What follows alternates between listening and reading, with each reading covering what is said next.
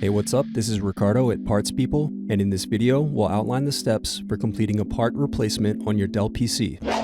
Visit our website and use this coupon for a 5% off discount.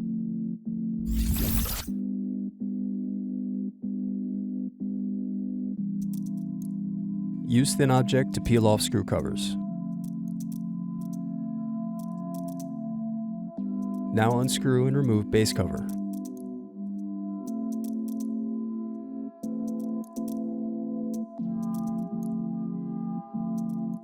Then unscrew and disconnect battery.